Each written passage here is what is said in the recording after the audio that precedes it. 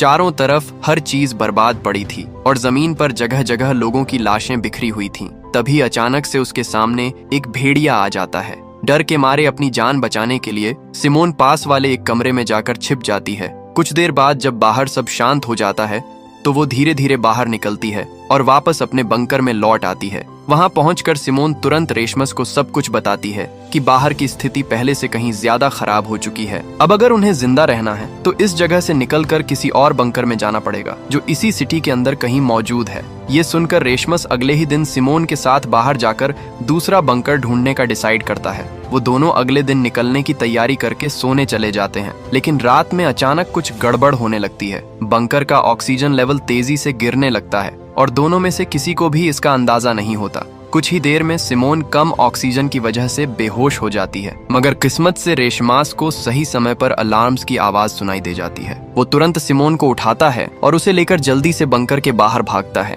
अब वो दोनों बिना पीपीई किट के बाहर आ चुके थे, लेकिन हैरानी की बात ये थी कि उन्हें किसी तरह की परेशानी महसूस नहीं हो रही थी। इसका मतलब साफ था, अब वो बिना सूट के भी बाहर सरवाइव कर सकते थे। लेकिन तभी अचानक कुछ लोग उन्हें गन पॉइंट पर ले लेते हैं। असल में यही लोग थे जिन्होंने सिमोन को पहले बाहर घूमते हुए देखा था, और जब वो वापस बंकर में लौटी थी तो इन्हीं लोगों ने उनकी ऑक्सीजन सप्लाई को बंद कर दिया था ताकि दोनों को होस्टेज बनाकर अंदर का राशन लूटा जा सके। वो लोग सिमोन और रेशमस को गन पॉइंट पर अंदर के एक कमरे में बंद कर देते हैं और खुद बंकर में खाने पीने का सामान ढूंढने लगते हैं। लेकिन क्योंकि सिमोन और रेशमस का राशन पहले ही खत्म हो चुका था, उन्हें वहां कुछ भी नहीं मिलता। ये देखकर उनका लीडर मार्टिन गुस्से में आकर सिमोन और रेशमस को बंद करके वहां से जाने लगता है। अब अगर वो अंदर ही बंद रहते तो उनकी जान पक्की चली जाती। इसलिए सिमोन एक गिलास पर लिखकर बताती है कि उसे पता है कि खाने का स्टॉक कहाँ मिल सकता है। इतना लिखने के बाद वो जानबूझकर उस पैड को तोड़ देती है जिसमें बाकी बंकर्स का नक्शा था। अब मार्टिन के पास कोई और चारा नहीं था, क्योंकि अगर उसे राशन चाहिए था